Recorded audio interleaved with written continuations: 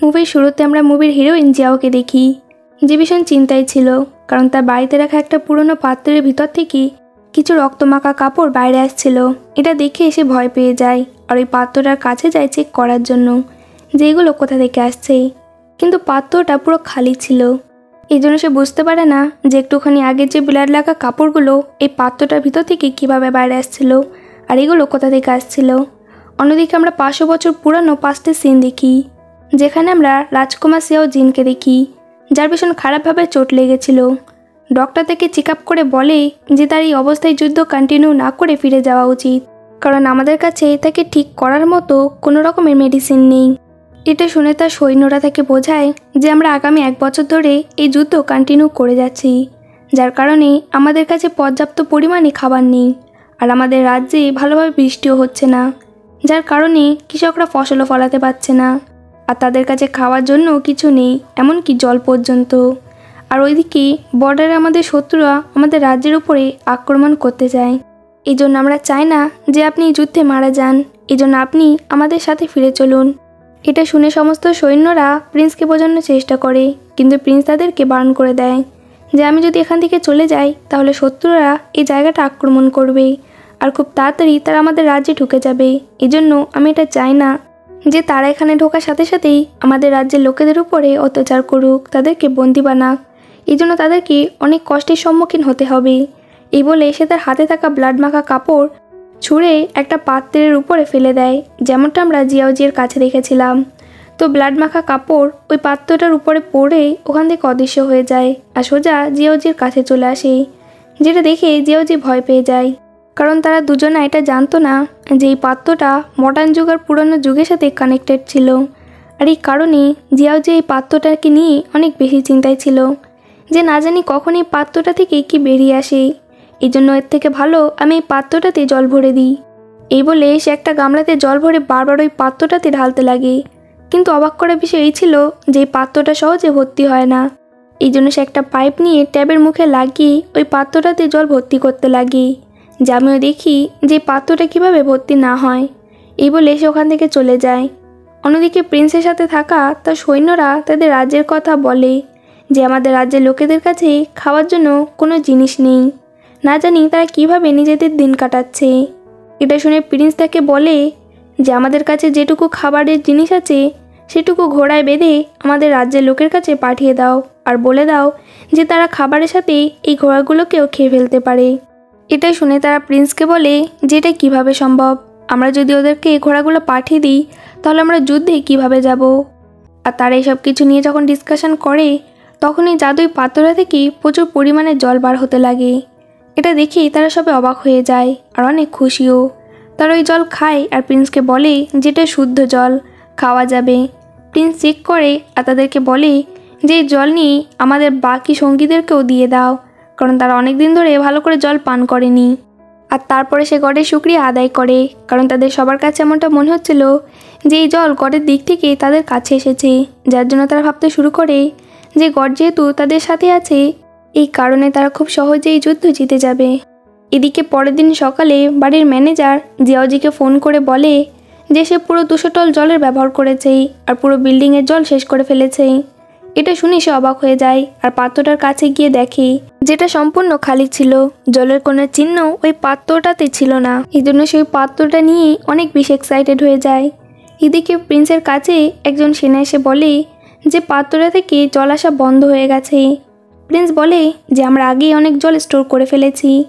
এদিকে জিয়াওজি ভাবে যে পাত্রটা যেহেতু জল ভর্তি হচ্ছে না, এর মানে এটাতে যে জিনিসই রাখা হবে সেটা অদৃশ্য হয়ে যাবে। এই বলে সে কিছু খাবারের বক্স ওই পাত্রটাতে রাখে, যেটা তার চোখের সামনে অদৃশ্য হয়ে যায়। তো জিয়াওজি এটা দেখে খুশি হয়ে যায় যে আমি ফিউচারে এই পাত্রটা ডাস্টবিনের মতো ইউজ করতে পারবো আর যত ইচ্ছা তত জিনিস এটার মধ্যে ফেলতে পারবো। এদিকে প্রিন্স আর তার সৈন্যরা যখন এই পাত্রটা ঘিরেছিল তখন এই পাত্রটার ভিতর থেকে একটা বক্স বেরিয়ে আসে, যার উপরে প্রিন্স অ্যাটাক করে। তো একটা সৈন্য বলে ওঠে যে আরে এটার ভিতরে তো ভাত আছে, এটা আমরা খেতে পারি। তখন ওখান থেকে আরও বাক্স বার হয়, যেটাতে অনেক ধরনের খাবারের জিনিসপত্র ছিল। এটা দেখে তারা খুশি হয়ে ওই খাবারগুলো খেতে লাগে। আর প্রিন্স গডের শুকরিয়া আদায় করার জন্য একটা ধূপ ওই পাত্রটার ভিতরে রেখে দেয়, যেটা ওখান থেকে অদৃশ্য হয়ে জিয়াওজির দামি কার্পেটের উপর এসে পড়ে। তো কার্পেটে কিছুটা দাগ লেগে যায়, যেটাতে জিয়াওজি রেগে ওই পাত্রটার উপর থেকে প্রতিশোধ নেওয়ার জন্য তার ফ্রিজে কাঁচা পাকা পচা ভালো সমস্ত ধরনের খাবারের জিনিসপত্র ওই পাত্রটার ভিতরে ঢেলে দেয়। আর এদিকে প্রিন্সদের এখানে খাবারের বন্যা হয়ে যায়। আর তারা অনেক দিন পর একসাথে এত খাবার দেখে অনেক বেশি খুশি হয়ে যায়, কারণ তারা একবারে পুরো 1 মাসের খাবার পেয়ে গেছিলো। কিন্তু প্রিন্স তাদেরকে বলে যে খাবারগুলো তাদের রাজ্যের লোকদের কাছে পাঠিয়ে দেওয়া উচিত। কিন্তু তার সৈন্যরা তার কথায় রাজি হয় না, কারণ রাজ্যে অনেক লোক আছে আর এইটুকু খাবার সবার মধ্যে বিলিয়ে দেওয়াও সম্ভব না। এই জন্যই খাবার তার সৈন্যদের দেওয়া উচিত যারা যুদ্ধ করছে। এটা শুনে প্রিন্স তাদের কথায় রাজি হয়ে যায় আর গডকে একটা চিঠি লিখে যে তাদের খাবারের ভীষণ প্রয়োজন, এই বলে চিঠিটা ওই পাত্রের ভিতরে ফেলে দেয়, যেটা ওখান থেকে অদৃশ্য হয়ে সোজা জিয়াওজির কাছে আসে। তো জিয়াওজি দেখে যে কেউ তার কাছে হেল্প চাইছে আর তাকে গড ভাবছে। এটা দেখে জিয়াওজি একটা চিঠি লেখে, যেখানে সে সমস্ত কথা খুলে বলে যে আমি কোনো গড না আর আমি তোমাকে হেল্প করতে পারি। এই বলে সে ওই চিঠিটা ওই পাত্রটার ভিতরে ফেলে দেয়, সাথে একটা পেনও দেয়। এদিকে প্রিন্স চিঠিটার সাথে পেনটা দেখে ভাবে যেটা হয়তো কোনো জাদুই জিনিস আর সে গডের সাথে সরাসরি কথা বলছে। এর জন্য সে তার প্রয়োজনীয় সমস্ত জিনিস একটা চিঠিতে লেখে আর ওই পাত্রটার ভিতরে ফেলে দেয়, যেখানে সে কিছু খাবারের জিনিস আর যুদ্ধের জিনিসপত্র চায়। তো জিয়াওজি সেই সব কিছু অর্ডার করতে লাগে, কিন্তু অনেক টাকার বিল হয় সে অর্ডার ক্যান্সেল করতে লাগে। তখন এই পাত্রটার ভিতর থেকে প্রচুর সোনা গয়না দামি দামি জিনিস বার হতে লাগে। এটা দেখে জিয়াওজি খুশি হয়ে যায় আর প্রিন্সের কাছে কিছুটা সময় চায়। এদিকে পুরানো যুগে প্রিন্সের কাছে তার একটা সেনা এসে বলে যে তাদের শত্রুরা তাদের রাজ্যে ঢুকে পড়েছে, এই জন্য তাদেরকে যুদ্ধ শুরু করতে হবে। কিন্তু তাদের কাছে শুধুমাত্র 20,000 সৈন্য ছিল, কিন্তু অন্যদিকে তাদের শত্রুদের কাছে লাখেরও বেশি সৈন্য ছিল। এই জন্য একজন সেনা বলে ওঠে, কিন্তু গড এখনও আমাদেরকে কোনো ওয়েপেন পাঠায়নি, এই জন্য আমাদেরকে কী করা উচিত? প্রিন্স বলে যে গড আমাদের কাছে কিছুটা সময় চেয়েছে, এই জন্য গডের ভরসায় না থেকে নিজেদের লড়াই নিজেদেরকেই করতে হবে।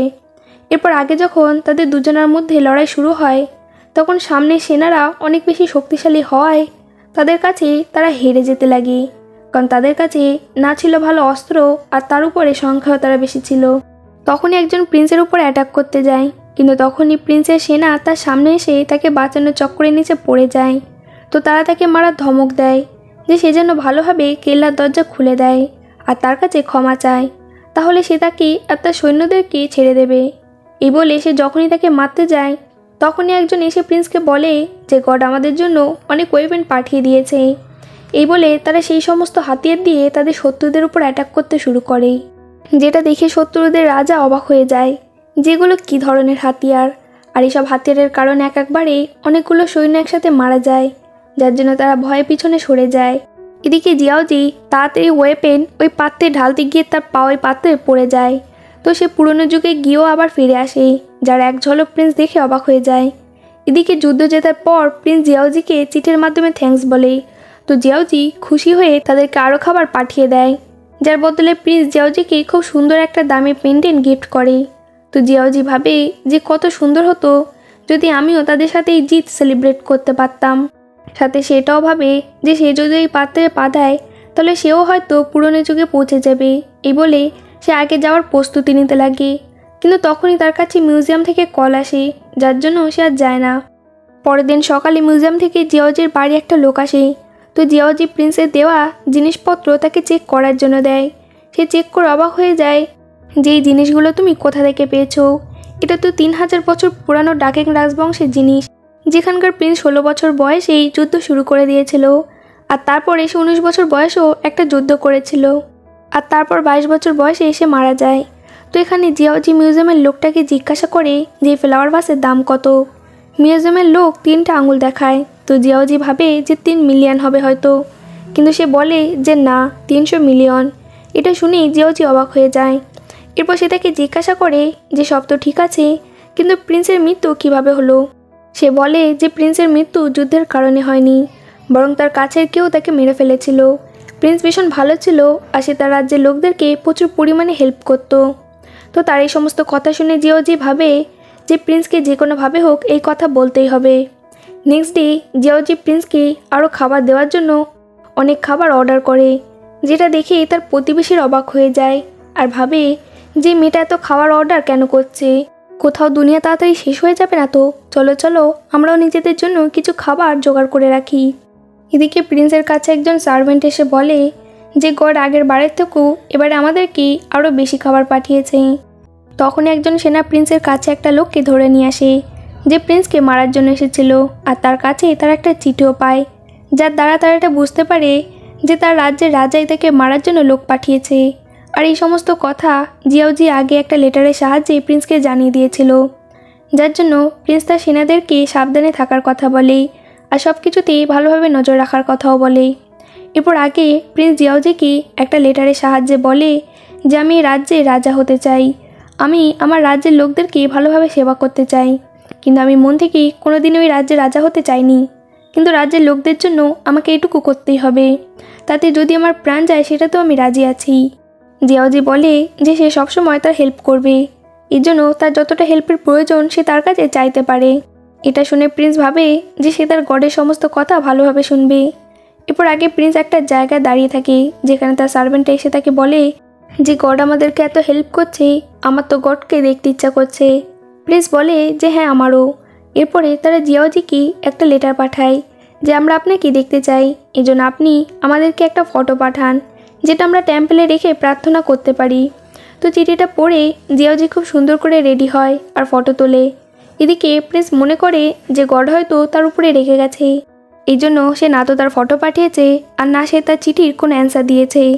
এদিকে জিয়াওজি বাড়ি এসে প্রিন্সের লেটার দেখে ভাবে যে প্রিন্স তো একটু অপেক্ষা পর্যন্ত করতে পারে না, এই বলে সে তার ফটোই পাত্রে রেখে দেয়, যেটা ওখান থেকে অদৃশ্য হয়ে সোজা প্রিন্স আর তার সঙ্গীদের কাছে আসে। তো তারা তার ফটো দেখে অবাক হয়ে যায়, কারণ তাদের কাছে জিয়াওজিকে খুব সুন্দর আর কিউট মনে হচ্ছিল। এই জন্য একজন সার্ভেন্ট প্রিন্সকে বলে যে আপনাকে আর গডকে একসাথে খুব সুন্দর মানাবে। প্রিন্স তাদেরকে বকে যে সে একজন গড আর আমি কোথায় একজন সাধারণ মানুষ, এই জন্য তার নামে এসব বলা বন্ধ করো। এদিকে জিয়াওজিরও প্রিন্সকে দেখার মন হয়, তো সে একটা ট্যাবের সাথে একটা চিঠি পাঠিয়ে দেয় যেটা তাড়াতাড়ি ফেরত দিয়ে দেবে। প্রিন্সও তার কথা মতো ঠিক এমনটাই করে। এরপর জিয়াওজি যখন প্রিন্সের ফটো দেখে তখন তারও প্রিন্সকে ভীষণ ভালো লাগে আর হ্যান্ডসাম মনে হয়। এরপর আগে জিয়াওজি নোটিস করে যে বাইরে ভীষণ বৃষ্টি হচ্ছে। সে ভাবে যে কত ভালো হতো যদি আমি বৃষ্টির জলকে পুরনো যুগে পাঠাতে পারতাম, তাহলে তারা এই জলকে কাজে লাগিয়ে চাষবাস করতে পারত। আর সে তার এই আইডিয়া প্রিন্সের সাথে শেয়ার করে। আর নেক্সট ডে প্রিন্স তার সঙ্গীদের সাথে পুরো রাজ্যের লোকদেরকে নিয়ে জল আসার অপেক্ষা করে। অনেকটা সময় কেটে যায় আর তাদের ধৈর্যর বাঁধ ভাঙতে শুরু করে, কারণ জল আসছিল না। আর এইভাবে আস্তে আস্তে রাত হয়ে যায়, কিন্তু প্রিন্স হার মানে না, কারণ তার গডের উপরে পুরো বিশ্বাস ছিল, যে বিশ্বাসটা জিয়াওজি রাখে আর বাঁধের সমস্ত জল ওই পাত্রের সাহায্যে শুকনো নদীতে পাঠিয়ে দেয়। সাথে চাষবাসের কিছু আধুনিক জিনিসপত্র সে তাকে পাঠিয়ে দেয়, যেটা দেখে পুরো রাজ্যের লোক অবাক হয়ে যায়। কিন্তু একটা সমস্যা কাটতে না কাটতেই আর একটা সমস্যা চলে আসে, কারণ পুরো রাজ্যে এমন একটা মহামারী ছড়িয়ে পড়েছিল যার জন্য অনেক মানুষ মারা যায়, কিন্তু সেই রোগের কোনো ঔষধ তাদের কাছে ছিল না। সাথে সেই রোগ প্রিন্সেরও হয়ে যায়। তো প্রিন্স জিয়াওজির কাছে হেল্প চায়, তো জিয়াওজি তাদের জন্য ঔষধের ব্যবস্থা করতে লাগে। এদিকে একজন সেনা প্রিন্সের কাছে এসে বলে যে শত্রুরা তাদের উপর আবার অ্যাটাক করে দিয়েছে, এই জন্য তাদের যুদ্ধ শুরু করতে হবে। কিন্তু তাদের কাছে না ছিল সৈন্য আর না ছিল কোনো ধরনের অস্ত্র। তখনই হঠাৎ শত্রুরা তাদের উপর আগুন লাগানো দিয়ে ছুঁড়ে মারে। তো প্রিন্সের সার্ভেন্টরা জিয়াওজির দেওয়া আগুন নেভানো ধোঁয়া দিয়ে সেগুলো নেভানোর চেষ্টা করে। প্রিন্স বলে যে প্রতিদিন এরকম ঝুটঝামেলা হওয়ার থেকে ভালো সব কিছু একবারেই শেষ হয়ে যাক, এমনিতেও এই সব কিছু আমাকে বন্ধ করতে হবে। কিন্তু প্রিন্সের শরীর খুব একটা ভালো ছিল না। আর আগে তারা এটাও জানতে পারে যে এই মহামারী তার শত্রুরাই ছড়িয়েছে, যাতে প্রিন্সের সমস্ত সেনা দুর্বল হয়ে লড়াই করতে না পারে। কিন্তু এদিকে প্রিন্সের কিউট গড তাদের সবার জন্য ঔষধ পাঠিয়ে দেয়, যেটা খেয়ে প্রিন্স পুরোপুরিভাবে সুস্থ হয়ে যায় আর প্রাসাদ থেকে বার হয়ে যায় তাই শত্রুদের বিরুদ্ধে লড়াই করার জন্য, যার পর যুদ্ধ শুরু হয়ে যায়। এদিকে হঠাৎ জাদুই পাত্র কাজ করা বন্ধ করে দেয়, যেটা দেখে জিয়াওজি ভয় পেয়ে যায় যে কোথাও প্রিন্সের কিছু হয়ে যায়নি তো। তো সে ওই পাত্রের ভিতরে অনেকগুলো চিঠি রাখে যেগুলো অদৃশ্য হয় না। এইভাবে আস্তে আস্তে দিন থেকে রাত হয়ে যায়, কিন্তু এই জাদুই পাত্র আর কাজ করে না, যার জন্য জিয়াওজি ইমোশনাল হয়ে যায় যে সে হয়তো আর কোনোদিনও প্রিন্সের সাথে কথা বলতে পারবে না। এদিকে প্রিন্স তার শত্রুদের সাথে লড়াই করে জিতে যাওয়ার পর যখন প্রাসাদে ফিরে আসে তখন সে তার সার্ভেন্টদের কাছ থেকে জানতে পারে যে ওই জাদুই পাত্র কাজ করা বন্ধ করে দিয়েছে, যার জন্য সেও দুঃখী হয়ে যায়। তখনই তার হাত ওই পাত্রের উপরে পড়ে, যেটা উজ্জ্বল হয়ে ওঠে, আর সে ওখান থেকে অদৃশ্য হয়ে মডার্ন যুগে চলে আসে। কারণ ওই জাদুই পাত্রটা জিয়াওজি আর প্রিন্সকেই কানেক্ট করছিল। তো জিয়াওজি যখন প্রিন্সকে দেখে তখন সে অবাক হয়ে যায়। প্রিন্স জিয়াওজিকে টাচ করতে চাইছিল, কিন্তু সে নিজের হাতকে কন্ট্রোল করে নেয়, এই ভেবে যে সে হয়তো কোনো সাধারণ মানুষ না, বরং একজন গড। কিন্তু জিয়াওজি তার হাত ধরে নেয় আর তার মুখে টাচ করায়, সাথে তাকে জড়িয়ে ধরে খুশিতে কেঁদে ফেলে। কারণ কিছুক্ষণ আগে তার এমনটা মনে হচ্ছিল যে সে হয়তো আর কোনোদিনও প্রিন্সের সাথে কথা বলতে পারবে না, আর দেখা তো দূরের কথা। কিন্তু এখানে সব কিছু সম্পূর্ণ উল্টো হয়ে গেছিলো, আর এর সাথে এই মুভি এখানেই শেষ হয়ে যায়। তো ফ্রেন্ডস, তোমাদের ভিডিও কেমন লাগলো প্লিজ আমাকে কমেন্টে জানিও, আর নেক্সট ভিডিওর জন্য প্লিজ অপেক্ষা করো। সাথে তোমরা অন্য কোনো ড্রামার নাম বা মুভির নাম কমেন্টে আমাকে জানাতে পারো। Thank you for watching.